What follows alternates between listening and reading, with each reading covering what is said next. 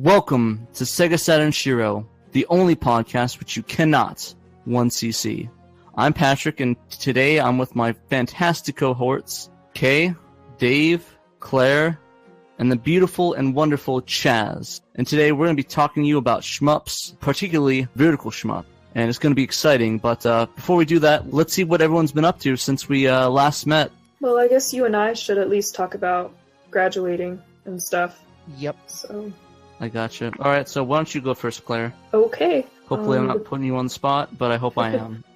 So, what I've been up to since our last cast, which was a pretty long time ago by now, is I graduated from college. I graduated with a degree in communication. I've been working on that a while. I'm pretty excited about that. Other than that, I've just kind of been playing some games with my newfound free time. I dove into Final Fantasy 15, which is a game that I've been wanting to play since 2007 or 8. I actually based my console pick last generation based on waiting for Final Fantasy Versus 13. So finally being able to sink my teeth into Final Fantasy 15 and have a really great experience has been awesome. And it's actually the first game of this current generation that I've played. I'm almost totally a retro gamer, as you guys know. Mm-hmm. So that's taken a little bit of getting used to, but it's been a lot of fun. Nice. Well, I guess from all of us, we congratulate you on graduating. Yeah, congratulations. Thanks, guys. And you too, Pat. Do you want to talk about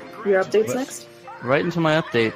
By the way, I just totally edited in the Evangelion congratulations scene to the end of your thing, so there's that. Anyways, so I as well graduated with my Bachelor's of Science in Computer Science from a college. Essentially, it's been a long time coming, and I'm glad. And like Claire, I'm just happy I have more free time, even though I now don't have free time because the last month I've been moving to a new place, and it's been a pain. I had to move all my stuff. I had to move all my PVMs. The thing that sucks though, it's a loft, so like I have to carry everything up a set of stairs. So I had to move my PVMs, I had to move my computer desks, my beds. So it was a huge pain, but I got everything in and it somehow fit, despite me having a ton of crap. But I guess the cool thing is now I have a 2 PVM setup, one for regular gaming and one of them a Tate mode monitor, aka a vertically set up monitor. So it's on its side, so now I can play shmups the way that they've been meant to be played, which ties right into this podcast episode, so that works out, right guys? Absolutely, sure. Just in time. Yeah, but on top of that, I got a Walkman, I set up my Laserdisc player, I've been watching some anime and glorious composite video level, so that was fun. I've been listening to my Vaporwave tapes, and just living the dream, working full-time, going to E3 this week. Probably by the time you hear this, I'll be at E3, or been to E3, so hopefully push out some content going up. Got some interviews that I have in mind that I hope to get, so it'll be a lot of fun, so I'm really excited, and I've been really excited these past couple weeks. So, yeah, that's about it. Well, congratulations to both of you guys on you guys graduating, and yeah, good luck to definitely. Thanks, Kay. Have in the future. I love you, Kay. I love you too, man. Can't have my Bud Light. You're too young. No, that's fine. No comment. Anyways, I meant more along the lines of like you're too young to know what that commercial was all about. Oh, I thought you were saying that I was too young. I was like, okay, I got some bad news for you, buddy. No, I'm sure you're well past drinking age. I'm just saying, like, you don't. Does anyone else here remember the "You Can't Have My Bud Light" commercial from like the late '80s? Oh yep. No, I thought you referenced. If you referenced the "What's Up" one, I probably would have got that. Was that even Bud Light? You know, the "What's Up" ad. I don't know. I just made myself feel ancient though, so. Thanks. I'm surprised you didn't say anything about the Walkman, though. You like retro tech. Well, I don't. Well, I thought you were going to say, damn, I didn't have one since... The Walkman? Yeah. I still have cassette tapes around here. Tell you awesome. how old school my stuff used to be. I'd have a boombox that I would take recorded tapes, like just plain old recordings, like recordable tapes. Drop it in there. I play my guitar in front of it, like an acoustic guitar, in front of this crappy boombox microphone. And then I take that tape, pull it out, put it into my sister's stereo system, which she used to have like this closet of a room. It's really tiny. And then I put another recordable tape into my boombox and record with myself. And that's how I started doing multi-track recording when I was. God damn, you're a badass That kid. is ghetto. It's ghetto as all get out. And I'm Dude, talking, ghetto rigging is like the best rigging. I still have some of those tapes too. They're buried, Wow. but Well- I know I have them. Well, we're gonna feature that as a new intro, so guys, get ready. And we have like, so, you know, unbeknownst to the listeners, we had a team meeting months ago, and this team meeting went with like a lot of our, you know, meetups kind of do. Like, it was, you know, a fun disaster. You know, like, nobody was able to make it on time and all that. And I think we all, at some point or another, plugged in our guitars and started playing Nirvana tunes, and Pat was singing. And Yeah, I was piano really at some point. surprised how many people play guitar in this group. yeah. Well, actually, everyone's in this group's music. Anyone in this chat's musically inclined in one way or another. I know you and Dave and Kay play guitar. I play guitar and drums. Claire plays piano. Yeah, Chaz, I've what do been you saying play? since the start that we should form a Saturn band. Dude, as long as I'm drummer, I don't care. Oh, I don't know, Pat. Dude, Dude, I, was, I drum in my current band right now. I thought you played guitar in your current band. No, man, I'm the drummer. Really? Yeah, but I mean, I play guitar too. and Wow. bass and stuff. That's You're okay. blowing You my can be- mind. You can be the drummer. Yeah. What do you play? He plays the daylights out of Saturn games. What the hell are we Hey. talking about? Did we lose Chaz? No, I'm still here. Well, we're just Yeah. asking, do you play a musical instrument? Oh no, I'm just a singer. Oh, well, there you go. Perfect, we Yeah. need a vocalist for our Saturn band. Yeah. Damn, I was hoping to get on vocals too. Hoping to be the next Phil Collins. Well, we can I'll do do that. back. Well- I can do backing. Let's Yeah, just you do a choral style and have all of us. Yeah, you can do a Oh, awesome. multi-layer vocal harmony if you want. You could definitely do that. Bitchin'. I'll be Ringo. I like it already. So, Weren't we supposed to be talking about Saturn stuff? I know. Yeah, right? no. Where have we get off track here? Okay, so besides that, anybody have any updates? Any other updates? I got a few. Yeah, what you been up to? Yeah, what you been up to, man? Directly Saturn related, I finally played, although it's not exclusive to the system, I finally played and beaten all the way through Hexen, the Saturn version specifically. The Cool. original, of course, is the PC version, but it was the first I finished. I always had a hard time finishing it because it's not straightforward like Doom, Heretic, or Wolfenstein 3D is. It's not point A to point B. It's hub level, and then there are sub levels that you have to navigate with to find door keys, pull switches. It's a lot of backtracking. Once I understood that, the game was a piece of cake. But until I got the hang of it, I was, where do I go? What do I? Yeah, that's so. So I finished it. So anyway, Saturn related, I finally played through and finished Hexen for the first time. I always wanted to beat that game. I played it a lot as a kid when I was younger, and as much as I liked it, I could never finish it because I found it so convoluted, having to do a lot of backtracking, pulling switches, collecting door keys. It's not straight A forward like Doom or Heretic is, where it's point A to point B. I finally buckled down and played all the way through it, the Saturn version at least. So that's the most Saturn-related thing I've done. And second update, semi-Saturn related, not exclusively, from the 21st to the 24th of June, I'll be up in Portland, Maine at our yearly PortCon anime convention, where I'm going to be a staff member of the video game room. So I unfortunately won't be available to stream that weekend, not only because I won't be at home, but the Saturn is coming with me, and 50 games to go with it. Saturn road trip. Yeah, I got just about all of it packed, everything I want to bring. Very cool.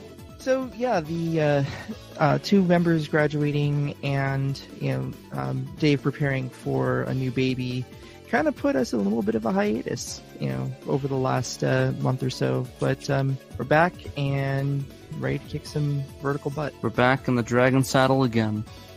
Yeah, sorry. I see what you did there.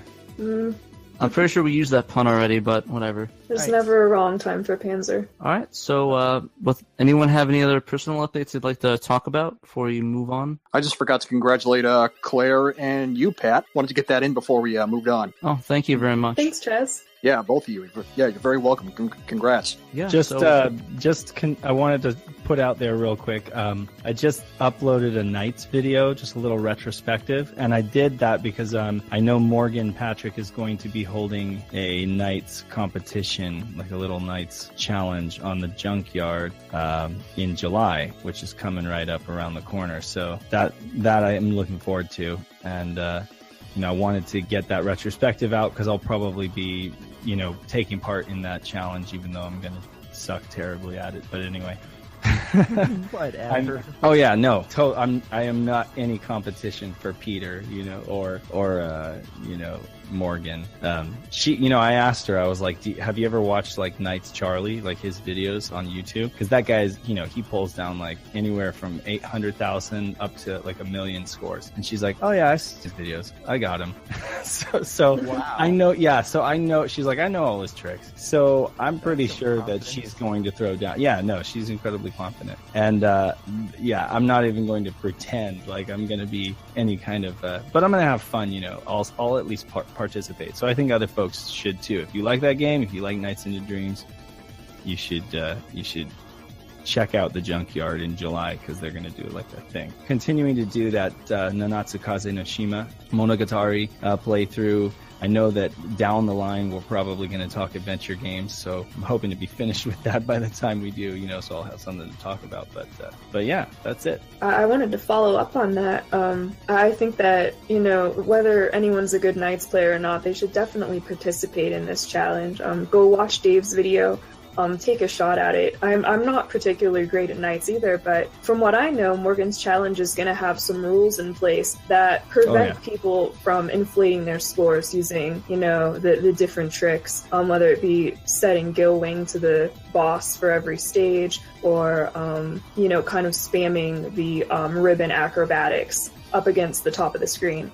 So, even if you're not super into the Knights metagame, I hope that everyone's going to participate, because I think it'll be a lot of fun to share our scores. I agree, Claire. And I finally did split my capture signal with an Extron, like VGA splitter. So now I'm able to actually play on my CRT, which helped a lot. I got immediately 100,000 more points, because I kid you not, trying to record that video and play using the actual capture on my PC, I found out that it was a good, several milliseconds behind in lag, So yeah. I'm actually impressed that I did as well as I did. I got 260 or 270,000 with as much lag as I did. I basically trained myself to play with lag, but that's crazy, man. Yeah, I can attest to that as well. I know Morgan and I were playing one night. She was over here, and we were playing on my LCD, and I had my Saturn running through one of those cheap HDMI converter boxes, and it was almost unplayable. It was the first time that I tried to play Knights on that setup, and that game is so lag sensitive. So here's setup the matters. thing: I'm gonna throw at her. And if Morgan hears this, good, great. This is the twist that I'm gonna throw at the Junkyard is maybe after we have the official competition, I want us to have a Knights competition using the regular digital pad and see who can be the best at it without the 3D analog control. Oh wow. That's going to be tough. I'd like to do an exclusive SHIRO versus Junkyard challenge. Oh wow, that would be that. pretty awesome. I mean, we've got Peter, they've got Morgan. That's true. That would that'd be epic. yeah. Just feature those two going at it with Knights, and kind of make a spectator event. Chaz, are you good at Knights? No, I am non-functional. All right. Well, you're gonna be our main Game guy, and we're master? gonna bank on you. If you fail, you're out of SHIRO. Oh, great, thanks. No pressure or anything. No pressure. None. No, not at all. You're impotent at Knights? Wow. At night? I'm just- Wow, dude. Banned. He said he's non-functional. Okay. Wow. Banned. I'm just kidding, Chaz. Banned. Still supposed to be a family-friendly show. Well, let's get into PG now. Everything's going out in post. Yeah, my life's gonna suck. Anyways, I also wanted to do a. Welcome to my world. Anyways, I just want to do a quick update. It's actually going to, for the E3 thing, it's going to be both Ben Wallace and I are going to be at E3. Cool. So that's he's right. going to be doing the recording. I'm going to be doing the cast and stuff. So hope it'll do good. I'd like to have some Ben focused content too on top of that. So Yeah, so we'll try to anyone who's at E3 should be sure to go bother Ben and Patrick. yeah, we'll be wearing our SHIRO. Well, I mean my SHIRO shirts. I don't know if Ben has one or not. Did he get one? Just give him one of yours. Temporarily. I was gonna do it for both. I want it for both days. I have two. It's one for one day, one for another day, and I was gonna wear a nice dress shirt the next. Should probably just utilize the hotel washing machine. You guys can just switch. Gross, but I kind of nope, not going there. Nope. Sorry, I was gonna make a really disgusting joke, but I'm just not gonna. So, similar to Dave's update with having the capture equipment, I was able to get a capture card working, and I just got in a cable that will let me use the pass-through on my BVM and send that to my capture unit, so I can still actually play games on the BVM itself and not have that same lag issue. Did you end up going with that solution where it's like the BNC to SCART? Yeah, WookieWin hooked me up with that. I'm running into some like cable length problems, but I'm gonna try and solve that with either a SCART extension or a BNC extension. But his cables have always been quality. I own like 5 or 6 of them, and we talked via email. Thanks for getting him in contact with me again, by the way. Yeah, no problem. The Neo Geo forums actually turned out useful for once. What's really funny is that I actually have email direct from him from like 3 or 4 years ago, and because he emailed me, after you got us in communication, all of his old emails started popping up in my Gmail account. But that's hilarious. Yeah, so we're gonna go Saturn to SCART, SCART to BNC, BNC to BVM, pass through back to SCART, then into the FrameMeister for right now, and then into the X Capture via HDMI. But I also received my sync strike, so there is the possibility I can go directly from the BVM to the X Capture. Yeah, you definitely need those, especially for the PlayStation, because the Sync on Luna doesn't work well with the Extrons.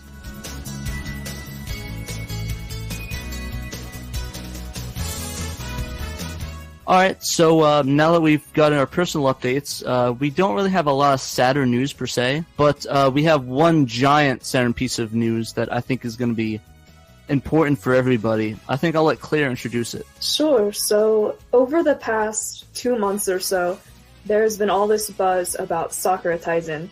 And if you listen to any of the casts that I'm on, you'll know that I run my mouth quite a bit about this series and the way that it was never given a proper localization here in the States. But a couple weeks ago, a Twitter user named Peace Steam came out and announced that he is working on an English translation of Sakura Taisen for the SEGA Saturn. Currently, the only English game that we have in this series is the 5th one, which came out on the PS2 maybe 9 or 10 years ago, I'd say. Other than that, we have nothing from this amazing tactical series that came out in Japan. So I know that I'm really excited about this effort being made. A lot of people have attempted to work on this game before. None of those projects have ever come to fruition. At the same time, I saw about a month ago, Iwakura Productions is working on a PC version of this game, and they say that they're close to release as well. So I'm excited to see which one of these comes out first. I mean, I would kind of hope it would be the Saturn version just based on personal bias, but I'd truly be happy with either at this point. Yeah, I'm really excited as well. I mean, I'm with you on the same boat. I was really bummed when the only one that came out was the PS2 version. Was it So Long My Love, right? Yeah. And I think that's the 4th one in the series, right? It's the 5th one. 5th one, sorry. The 5th one in the series, the only one in America, so I'm really excited to get a chance to play the original one without the use of heavy guides and literally having a computer next to my desk to be able to understand any of it. So, is there like a project page for this over at ROM Hacking? I don't think so. I'm not sure about that. You might want to check. Does this guy have like any other translations? I think it's just one guy on Twitter, and I think this is his first project. He says he worked on Dragon Force 2. Oh, okay. He has some screenshots. I'm not totally sure of any other details other than that. I do know that the Iwakura version for the PC, there's more of a translation history there, so I think that we can rely on that. But I'm really hoping that the Saturn version will turn out. Nice. And yes. I think what's kind of driven all this is that there's actually a new Sakura Taisen game that was announced back in April at Sega Fest. So, I mean, their track record of localizing these games isn't very good, so I'm not looking for an English release, but it's still pretty cool considering that we haven't seen a Sakura Taisen game released in a really long time. Absolutely. Yeah, I just really hope that it comes out pretty soon. We actually reached out for an interview, and he seemed kind of interested. You just need to get a little bit more further in the project, which I kind of don't blame him for, you know? Definitely. Yeah, that'll be awesome. I really hope that we can sync up with him and find out what he's got in the works. Yeah, definitely. But yeah, and unfortunately, that's really our only news so far. There's not really a lot going on right now. It's been really silent from Professor Abrasive recently. There's not really any more updates on the GDEMUs. I guess really the Phoebes and the Ray emulation drives. I guess another update is that I guess they're starting to come out with some bootleg ones. So I guess it's like the Chinese version of those. Like I guess they manufacture in China is that we're able to hook them together. But I mean, it's very dubious and it's pretty much a risk. So get what you pay for sort of option. But the way I looked at it, the price wasn't really any different. It's only like $20 or $30 cheaper. So I definitely don't think I'd rather just wait for the actual one than try to risk it for something you don't know the history or quality of. And I would be concerned about upgrading the firmware in the future, just compatibility. Exactly. Folks would try to use the official firmware and it could cause problems. I don't know. Yeah, I wouldn't want him getting a bunch of angry emails. Oh, your firmware bricked my Rhea or my GDEMU. And it's like, well, maybe don't buy like a knockoff. Right. I think if somebody's going to buy those sorts of devices, that they need to have proper expectations in mind. If you go into a purchase thinking that it's going to work with the official firmware, it's not really the right mindset whenever you knowingly purchase a knockoff. Yeah, exactly. I guess besides sort of tie that up, it's basically you just get what you pay for, and you just gotta get it from the right source.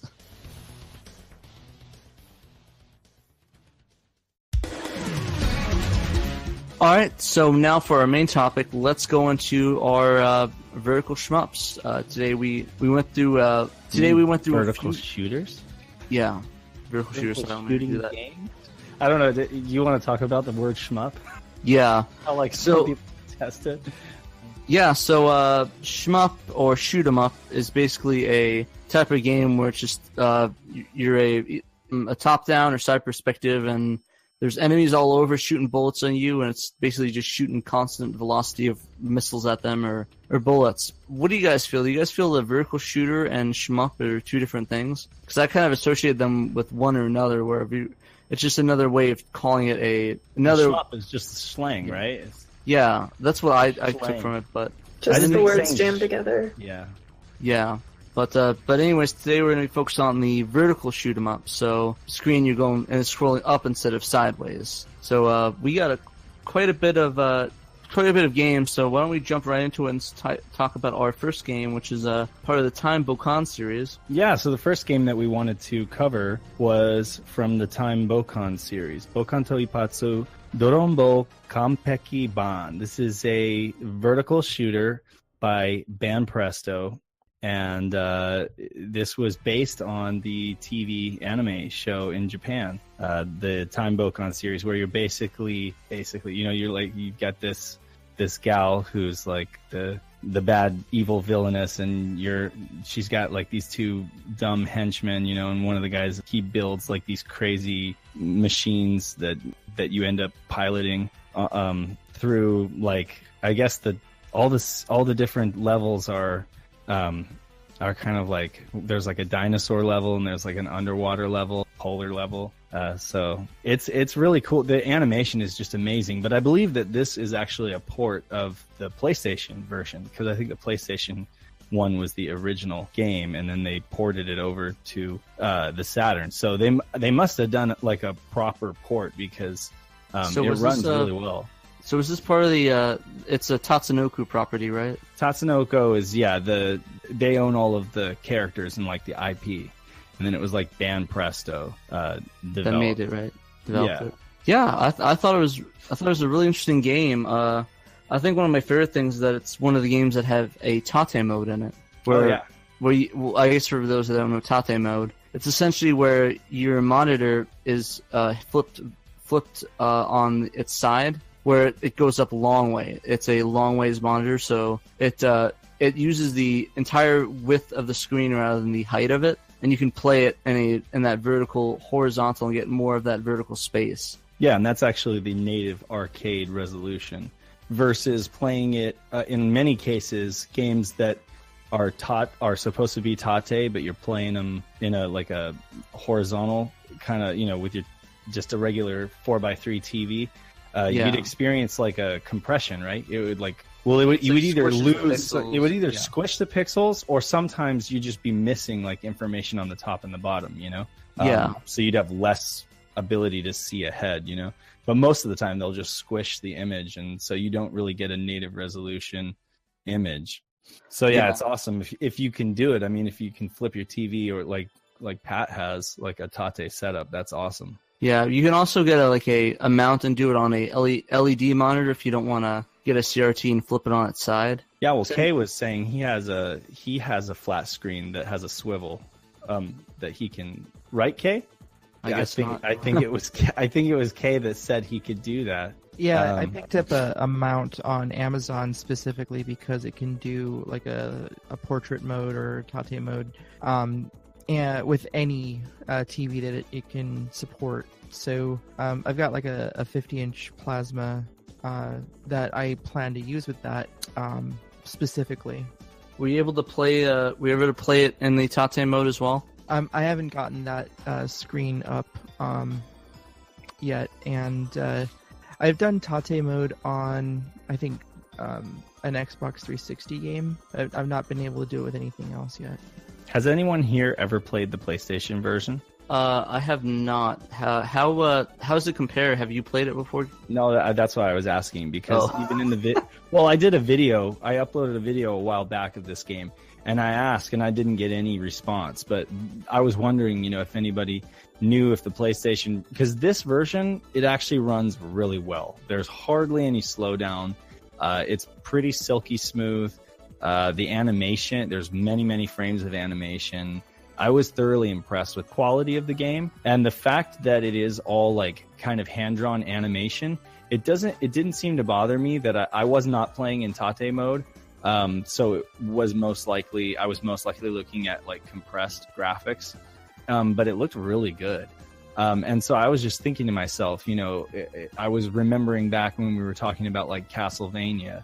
When we were talking about Dracula, the Castlevania port from Symphony of the Night, and how Konami did such a terrible job porting that over, because it was originally a PlayStation assets that they had to like directly port over. But this game looks to me like they went like whole hog, and they like actually did sprite work, because the way that it runs on the Saturn, it looks really good. But I can't speak to if the PlayStation version is better or not. Yeah, I think it's just a little bit easier, because to me it didn't really have that many graphical resources that it needed to take up. It seemed very straightforward, pixelated shmup. There wasn't any special effects or anything that at least I noticed. Oh yeah, no, it's all pretty much just. I don't know if there were any transparencies or not. There may have been, but I wasn't focused on that. But yeah, so anyway. It's a nice looking game, and I mean, it's all in Japanese. Some of the dialogue is gonna go right over your head, but basically you're the bad guys and you're fighting several different teams of good guys. There's all these like superhero team up duos that you kind of have to take down in every level. But let's be honest here, how many people actually play shmups for the story? Nobody. It's like playing the Mega Man games. You don't play it for the story, you play it to shoot and do awesome. It gives the game a little bit of extra charm, the fact that it has it. I mean, even Radiant Silvergun has kind of like a story, it has characters.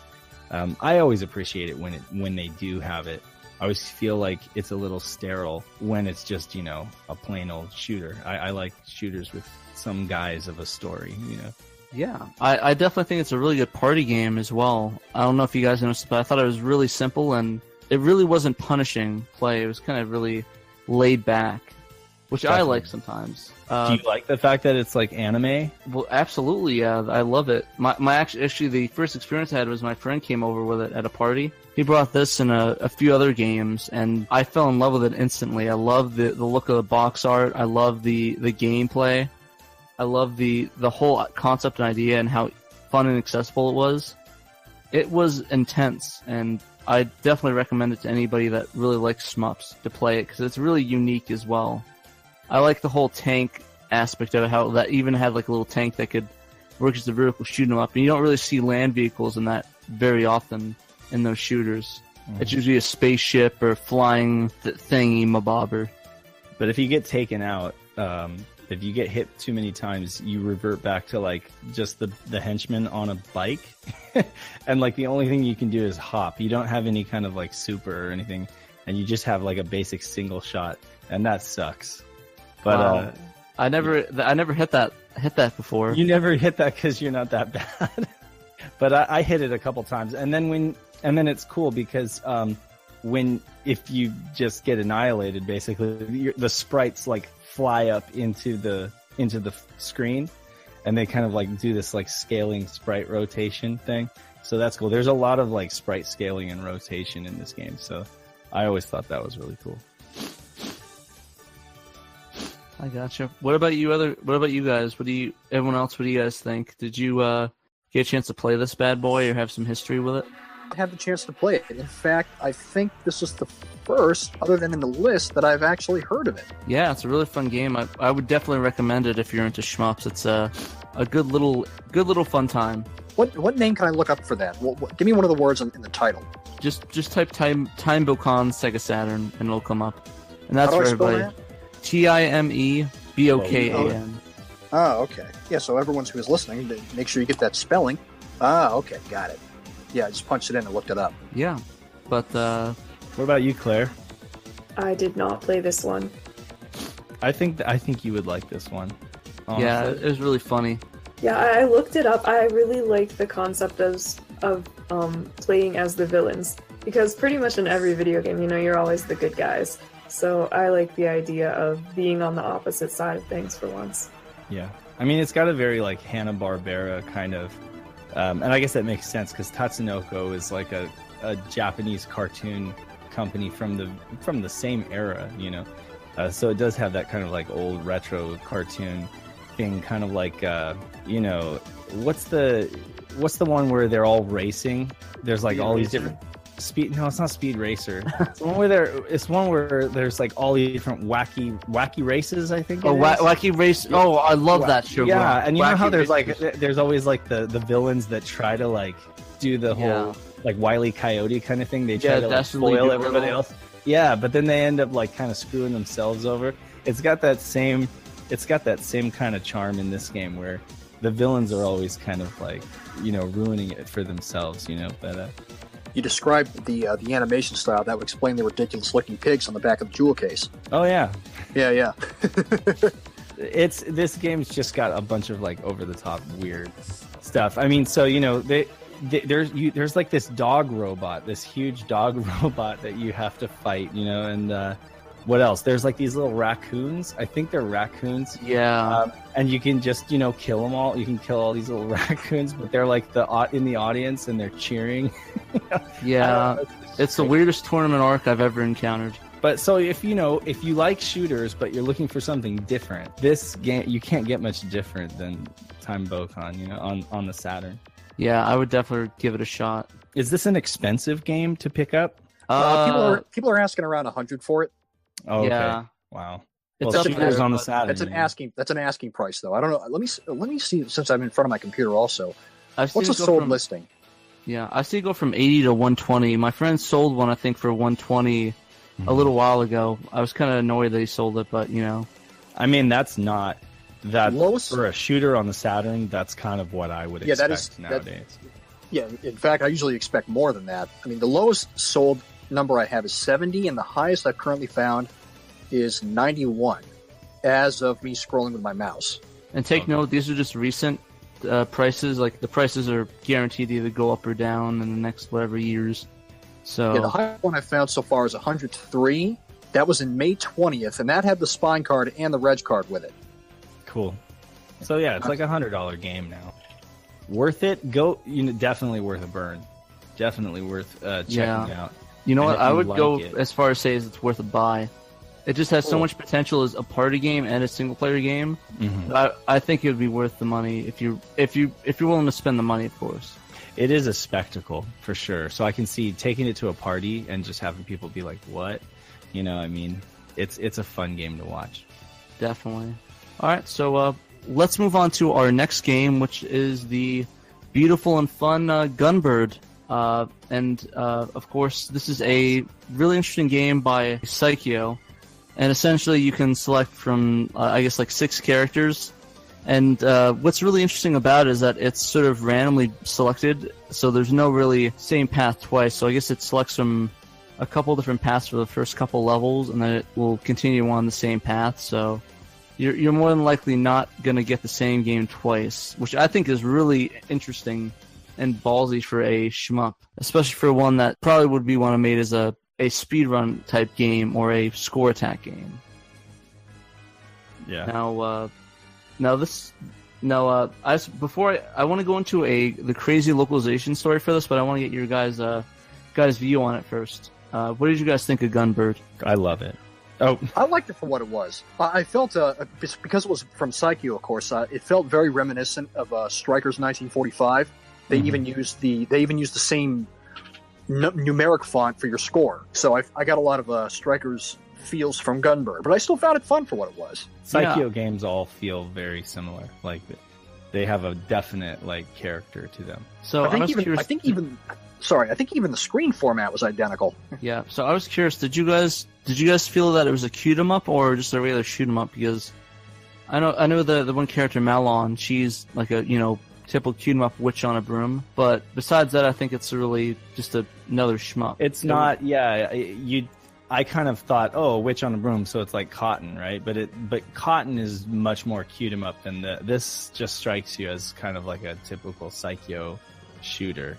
They just tried to do something different. They just tried to go a little bit different with the. See, I feel like that's what they were going for. They were like, let's take the framework of our existing shooters, and then let's just kind of like toss a skin on top of it. But it's still a Psycho shooter, and they didn't really commit all the way to the cute 'em up kind of thing. So I feel like you, Pat, like it's not really a full-fledged cute 'em up. But I know the Saturn version didn't make it to the States, so you would have to import it if you wanted to play it on Saturn. But the cool thing about it, I'm not going to talk about what Pat is, but just the thing that I noticed is just that it has better load times than the PlayStation version. And it also has a real Tate mode. And also you can save your progress, too, which is cool. So like there's a lot of better things about it, and yet at the same time, it sucks that we didn't get it. Yeah, but going to what Dave was saying, we technically did get it. So per se. So in the year of 2002, it was actually released in the United States on the PlayStation, localized and localized is a really rough word, but it was localized. Yeah. By XS Games. I'm actually not sure if they're related to Xseed at all, which are a fantastic publisher, but I don't know if they're related to them at all. But did you say XS? XS. So X-Ray. Sam. Yeah. I've never heard of that. Yeah. X-Ray Sam. So X-Ray Sam Games. So it was released as a game called Mobile Light Force, and it has a cover that looks like Charlie's Angels per se, except a lot worse. If you would have saw it in the store, you would have wrote it off as a sort of shovelware game. But in reality, what was sitting behind it was actually a Gunbird. I'm looking it up now. I'm looking at it right now. Yeah, the thing about it was completely changed. They got rid of all the cutscenes. There's no Tate mode. The load times are a bit slower. And it was all rebranded on Mobile Light Force all over it. What in the world? Except on the option menu, it says Gunbird in the lower corner. So if you go to the option screen on the PS version, it actually has Gunbird written across the bottom. The weird thing, though, is that it actually wasn't the first Gunbird game to be localized in the United States. The first one was actually Gunbird 2 on the Dreamcast. I would never want to play this game from looking at this cover. Yeah, I was just thinking, they really went out of their way to remove any possible anime reference. God forbid something anime related gets released in the States because the anime is un-American. It looks shovelware. It looks like shovelware. Yeah, they wanted to make sure that there was nothing anime related on this release, and this was 2003 in the U.S. So In the U.S., it was 2003. Europe got it in 2002. Oh, I thought it was okay. I got those times wrong. My bad. But yeah, and according to this, we got a 2009 re-release on the PlayStation Network. Was it actually Mobile Light Force? I actually didn't look into that. I'm looking at it right now on PS1 Classic. It says Mobile Light Force, completely intact with the bad Charlie's Angels cover. Oh, come on! Wow. I mean, if it makes you feel any better, everybody, it was released actually on the Switch as Gunbird. Gunbird. So yeah, if you want to play Gunbird, it's on the Switch. If you want to play a piece of garbage, get Mobile Light Force on the PS Store. But yeah, like we were saying before, no Tate mode, no cutscenes. No saving. Yeah, and the thing that just blows my mind... Yeah, and the thing that just blows my mind completely is that Gunbird 2 came out before Gunbird 1 in the United States. It was on the Dreamcast, published by Capcom in 2000. So essentially, they released the schedules Gunbird 2 and Gunbird 1. One of the most insane things is that they actually released a Mobile Light Force 2 game. And you guys want to guess what game it is? Is it just the same cover. It has the same exact Charlie's Angels cover as the first one that was localized game is here. It? Take a wild guess. This is just the same game, but for PlayStation 2? Nope. No. I'm going to blow your minds. The game, Mobile Light Force 2, is Shikigami no Shiro 1, a.k.a. Castle Shikigami. What? So, essentially... I did not know that. Essentially, Mobile Light Force 2 is Shikigami no Shiro 1, and Mobile Light Force 1 is Gunbird. So Shikigami no Shiro. So Nintendo, they're a lot more friendly when it comes to, because there was a localization of Shikigami no Shiro on the Wii, if I remember correctly. The GameCube, actually. The GameCube, but there was also one on the Wii. Maybe it was 3. Oh, that was 3. Okay, but my point is, they actually like localize it. Like Nintendo, they're like, let's just call it what it is, you know? Well, that was the XS Games. They actually released a version of it. The next Castle Shikigami, they were like, you know what? Let's just drop this, and named it Castle Shikigami 2. So same company, but just named it differently, and it came out on the GameCube and the PS2. And weirdly enough, if you want another weird thing, Castle Shikigami no Shiro 2 came out on the Dreamcast, but the first one never came out on Dreamcast. It was only on the PS2, so... Guess PlayStation fans couldn't handle that anime. Yeah, like people localizing sure didn't. Hey, Claire, did you play this game? I did not. I'm still kind of blown away by the use of the same cover art, like the same exact cover art for both of these games that are completely different. Yeah. They just added more to more to the second one. Yeah, I just kept digging. I looked on there. I was like, it was released in America as what? Because I never heard of it on the PS1. It just blew my mind. And I just kept digging and digging. It's like, and the second one's Castle Shikigami? So tell me, Pat, as a shooter, as a vertical shooter on the Saturn, can you tell me more about Gunbird and whether you think it's a game that folks out there should check out? I absolutely think it's a game they should check out because it's just... Like I said, it's so unique. It's like Bokon. It has a really good gimmick, you know, the different levels randomized. Mm-hmm. It has a really fair credit system where if you lose all your credits, you can continue from the beginning of the level again, so it's not as unforgiving and painful. Mm-hmm. And I just think all around it's a really great game, and it's cheap too. It's only about $40 to $50, I think, for the Saturn. Holy hell! Seriously? So yeah, that is amazing, you guys. Very affordable for a Saturn shooter. Not after this cast. Don't you're giving ourselves too much credit, Dave. No. But yeah, before we move on, did you guys get a chance to play that? Claire, Kay, and Chaz? We're talking Gunbird, right? The original? Yeah. Well, you just told me. Sorry. Yeah, I own a copy. Yeah, I played it. I gotcha. Yeah, and with that, let's move on to number 3, which is the game that's probably getting us into the most hot water, Steam Hearts. So, yeah, this is an interesting game. Originally, I guess it was released on the PC Engine CD as, I guess, Steam Hearts in Japan. We never got localized for reasons that we'll go into, but I thought it was a really interesting game. I couldn't really understand much of the story. if there was one. So you play, like, there's a lot of like vocal cutscenes, a lot of animation, and through each level there's like a cutscene. And I guess I'll spoil it right now. Their cutscenes are basically all nudity. Hentai. Yeah, I guess technically it's a hentai shooter of sorts. On the Saturn, at least, the nipples are edited out. Yes. Which makes no sense. Like if you played it, like, there's literally topless woman, but there's no nipples. It's just breasts. Like, yeah, they kind of did the same thing with Enemy Zero in the shower scene. I guess that's how they just kind of make it ambiguous. Like, I mean, but basically you're battling your way through the stage, right? And then once the boss is defeated, you have to have sex with them in order to return the character to normal or something. I don't know. It's kind of it was kind of hard to understand. I just thought they were just naked from what I've seen, but I can definitely believe that. There was a lot of nudity in this game. Dear Lord. Yeah. There's like, okay, it's a really bizarre shooter on the Saturn, and yeah, it's definitely a mature title. Kay, do you know what label this got? This one I think was red. I actually own this title. Let me go grab it, and I can confirm. I mean, there's like foreplay, molestation, BDSM, fetish.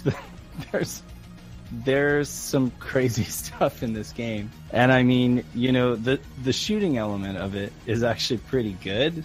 Now I'm curious. I mean, what do you think? This is Sorry, I had to throw in a little humor. Pat, what do you think about just like the actual shooter elements?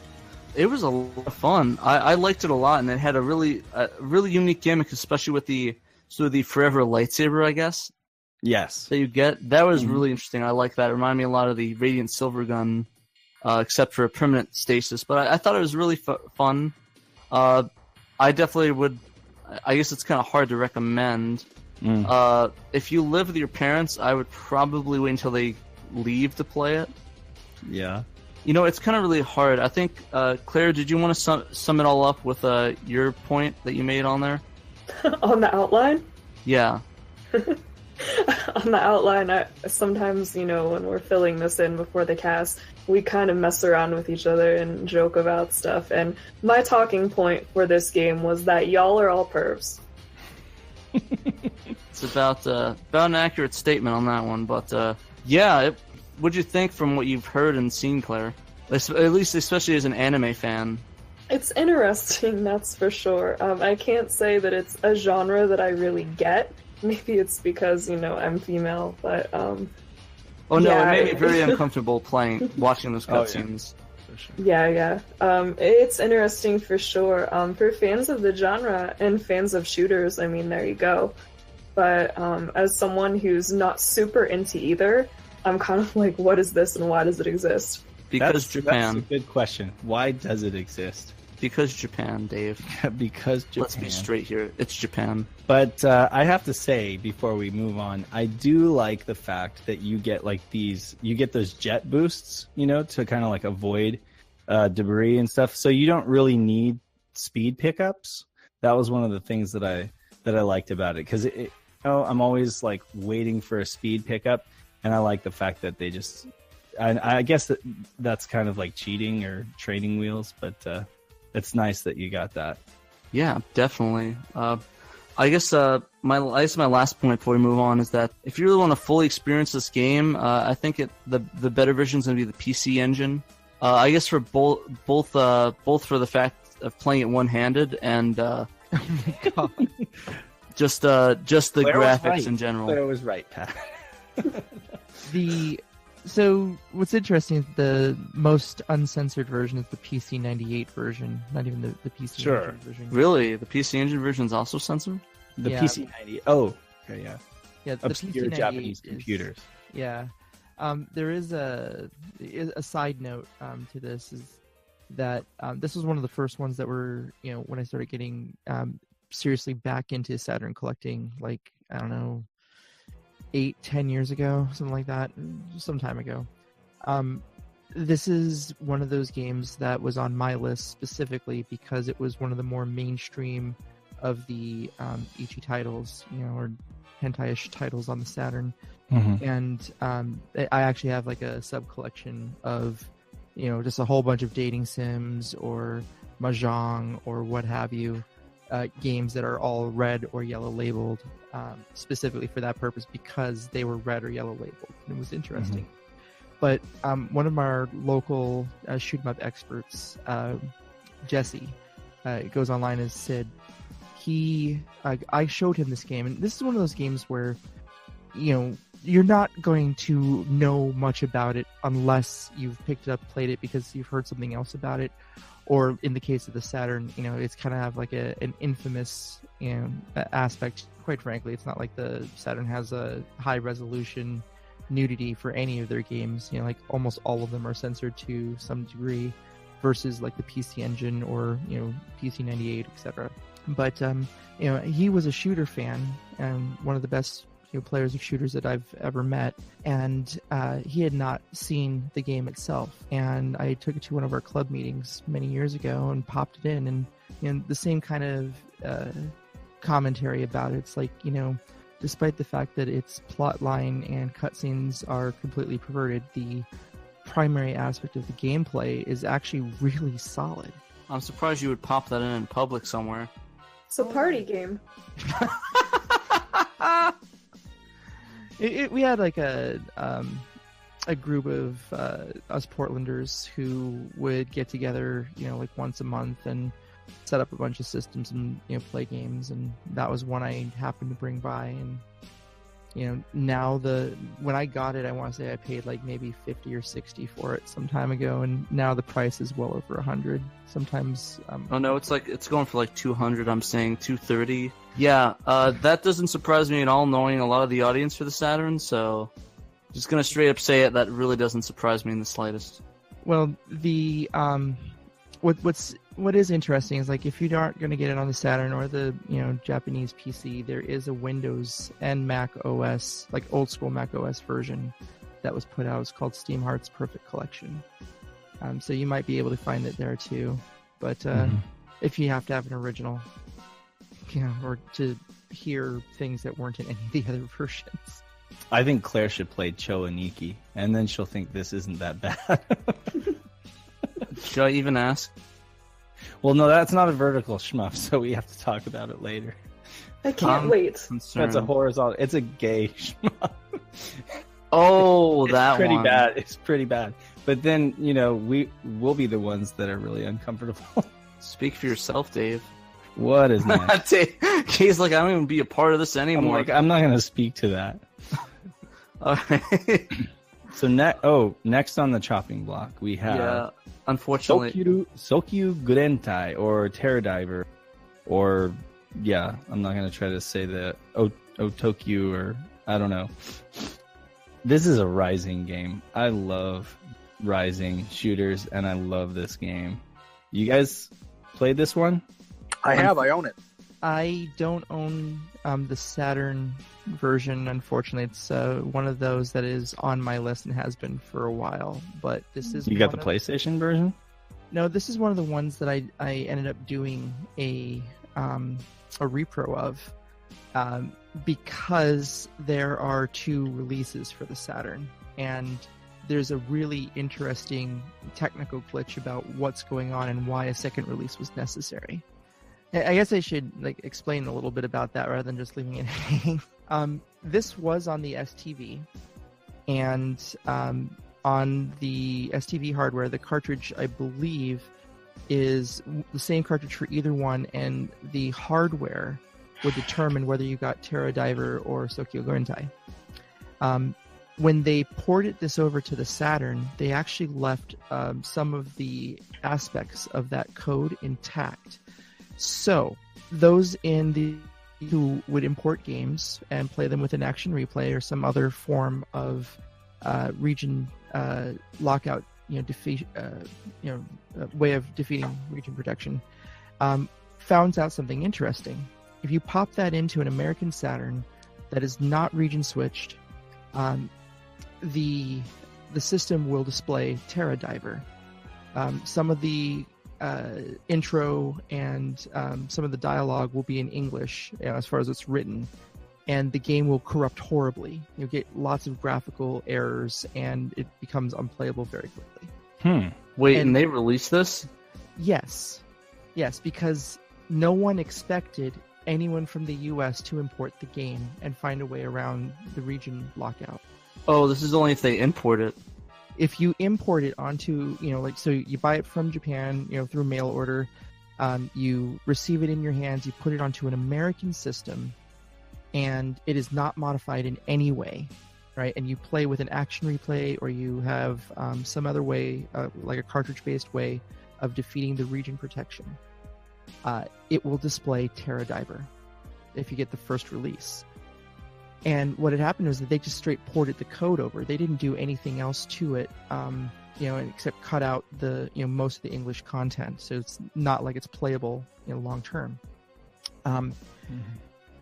But what was really particularly interesting about this is that the only way to play the import game properly on an American system, even with a bypass, is if you go into the system and change the jumpers to do a physical change to the jumpers, not just one in software. So you actually had to have a region switch installed. Why this is continuing to be interesting is that has it's a US motherboard with a universal BIOS in it. And I'm making that distinction now because most people know it as the region-free mod. It's not region-free, and this is how I discovered it. If your system is set up with one of those universal BIOSes, it will read back any region code that's valid to the game, saying you can start up on this system, you're good to go. But it only will work if your jumpers on the Saturn are already set to a valid region, whether it's American, Japan, Europe, Brazil, it doesn't matter. It has to be set up as one of those regions for it to work properly. So what ended up happening is my system was set up for US region with a region-free BIOS. I dropped the game in and wasn't even using an action replay, and I got Terra Diver. Wow. They actually found a way to prevent importing, which it wasn't on purpose. Yeah, I was gonna say, yeah, they didn't even try. Yeah, accidentally did that. Wow. Yeah. So they ended up releasing That's the crazy. second version, Sokyo Gurentai Otokuyo, to fix that problem, and through programming it locks out the Terra Diver, glitchy mode. Interesting. I gotcha. So, did it actually come out in the US as Terra Diver, like the US version of it? On the PlayStation. Oh, I see. And I'm going to be controversial here and say I think the PlayStation version is better. And I don't... Did this originate on the STV? Like, actually originate as an STV arcade game? I don't know, but I will find out, because I had to do a lot about this when one of my customers asked for it specifically, and I was discovering these problems. This is one of those games that I've flipped through. So I have a VGA setup, and my PlayStation and my Saturn goes into the same VGA monitor, and I use a VGA switcher to kind of switch through all my consoles, And this is one particularly that I have done like a side-by-side flip. And I've played both. I've done that with Metal Slug. I've done that with a few just to kind of see what the differences are. And I seem to remember that it just runs a little smoother on the PlayStation. So people are free to disagree and leave comments and let me know if there are things that are better about the Saturn version. I really love both on either platform. I just kind of feel like it runs a little better on the PlayStation, but so I got the timeline. It was arcade first, and then Saturn in February, I think, of '97, and then in December it was the PlayStation version, and they added some additional content. Wow, Okay. so it's the only STV game they really messed up. Yeah, that's weird. Yeah, I should have known that. I didn't you reminded me that it was an STV game. That's really cool. But there's so many great things about this game. We didn't really talk about the game itself. You know, there's like 3 different craft to choose from. You were talking about stories in a shooter, and because it's Japanese, it's kind of convoluted. Well, it's a convoluted story as it is, but you know, it has like this whole, you know, end of Earth kind of thing, fossil fuel, you know, limited resources, people killing each other, Mars colonization, that kind of stuff. So there's like a story behind this, I guess. You know, it's Al Gore's perfect game. And oh my god, the soundtrack is amazing on this game. It's Hitoshi Sakimoto. It's absolutely awesome. You could dump this onto your iPod or onto your phone and just live on this game because it's that damn good. I'm gonna put in some clips of it now. I think Claire's a huge Hitoshi Sakimoto fan, right? I am, if you saw my outline notes again. Hold on a second. On this game? We've got 3 that were scored by him tonight. We have that one, and then 2 of our upcoming games. Sorry, I haven't scrolled down yet. Darn it! Oh, I just took Claire's point on another game, but it's all good. Hitoshi Sakimoto is absolutely amazing. One of the best Japanese game composers, or game composers in general out there. Done Final Fantasy games, done, you know, and he's done some really weird stuff too. But lots of shooters dating all the way back to the Genesis. You know, he did Veritex. Oh, if you listen to Veritex on the Genesis, that thing is so awesome. And I know Pat loves the Genesis sound chip, so you should go check it out. Hell yeah. Veritex. You'd love that soundtrack. But anyway, Hitoshi Sakimoto. So great soundtrack. It has this weird kind of like homing thing where you hold down the homing button and then you get kind of like this big grid, like a cone. You know, like Parasite Eve kind of thing, where you kind of like hold down the button and you get this like huge kind of like grid that like envelops all your enemies. It's kind of got that thing going on. So yeah, you're able to like hone in on very much in kind of a layer section kind of way. But kind of like you just kind of put up like this huge 3-dimensional sphere or cone that kind of like grabs a bunch of enemies, shoots them with lasers or missiles or whatever. But yeah, it's really, really great game. Excellent graphics. Nice. Would you recommend this to our viewers? I don't know how much it is currently priced at, but I absolutely recommend. Like, I think this is a must play. If you are a shmup fan, you already know about it, no doubt. But if you are even remotely interested in shooters, this is like right up there. Honestly, in my book, this is like right up there with like Radiant Silvergun. It's that good. Just be careful, like Kay was saying, with the pressings. Is there any distinctive way to tell from like a picture or a image, like a art? Well, he said the title. The title is like longer. It's Otokyo. Gotcha. So get the one with the longer title. Yeah, I mean, I think it has like a white border around the original cover art. You know, so if you can imagine like the original cover art being full screen, and then taking that, reducing it by like 75%, putting it at the top and in the center, and then white bordering it. Oh, is it a Satakore release? No, it's not. Oh, okay. No, it's not. But it done in the same style kind of thing. Like it's kind of similar to that, yeah. It's the Sorry We Broke Your Game version. Pretty much, but like it added a couple of things, and I remember I don't know if this one or both of them had a sample or like a demo of Battle Garega, but it's this is on my list. I actually want to own originals of both versions, specifically for the oddness of how they interact with US systems.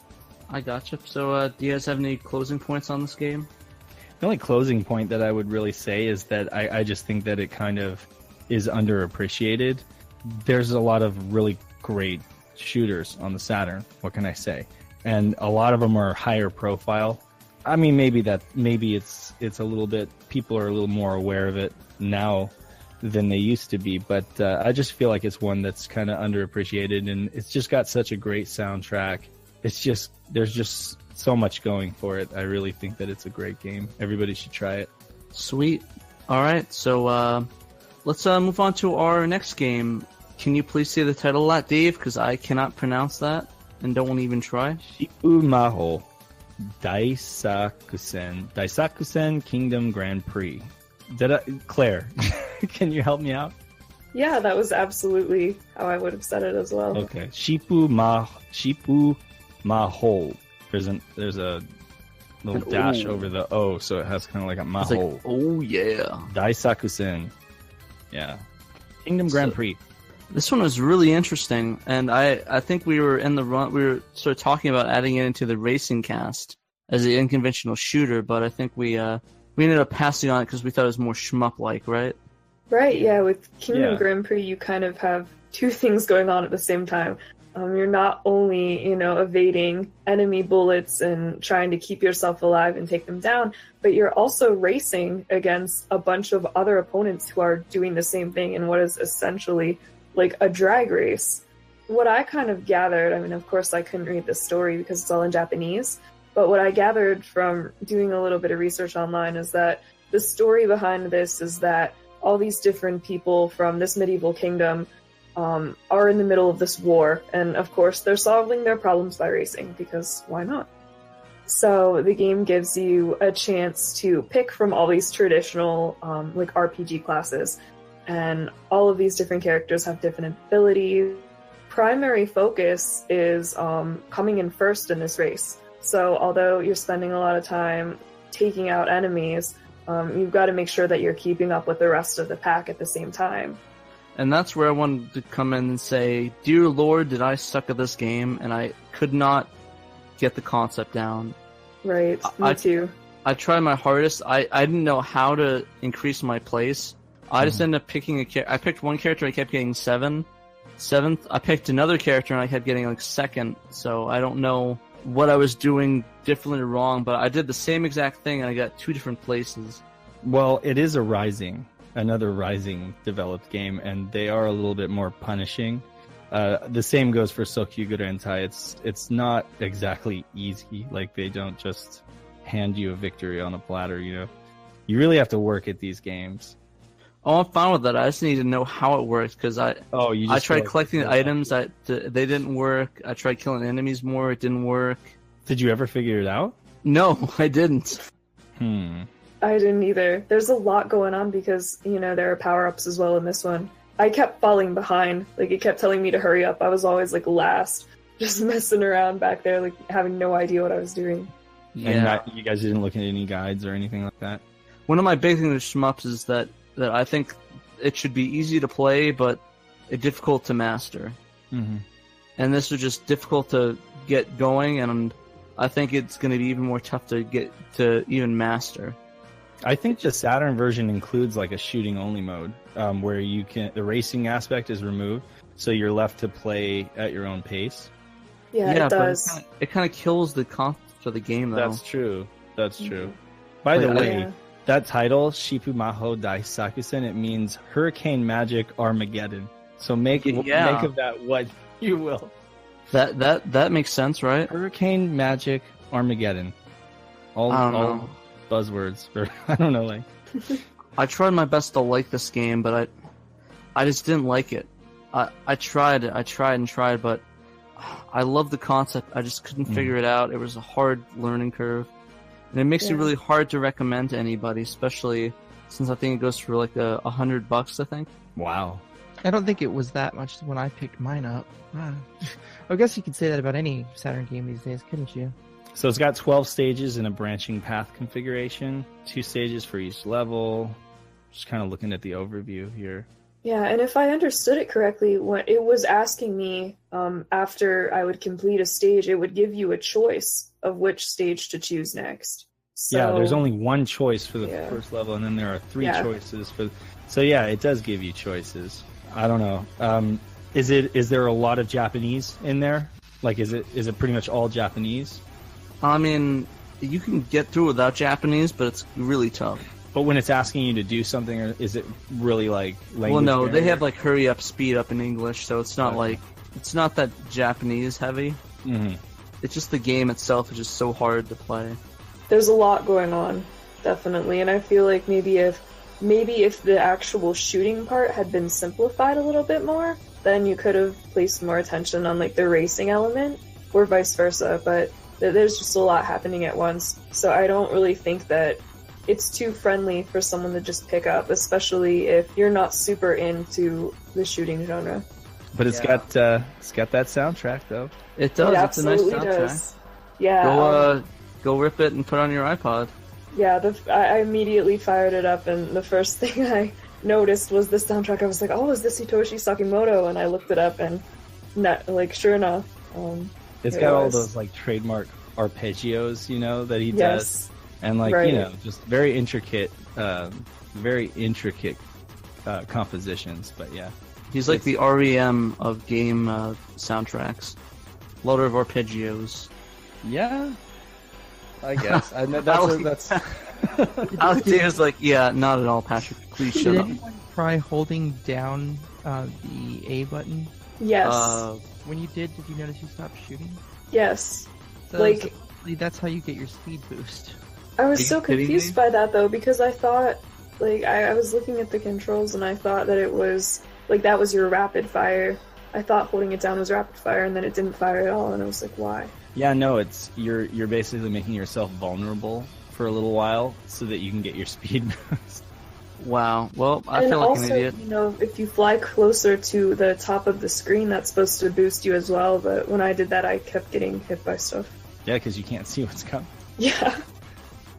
So risk versus reward sounds like is the gameplay style. Like you have to either focus on shooting, which is going to get you in the lower place, but keep you safer, or you focus on risking everything and not being able to shoot in order to get your speed up.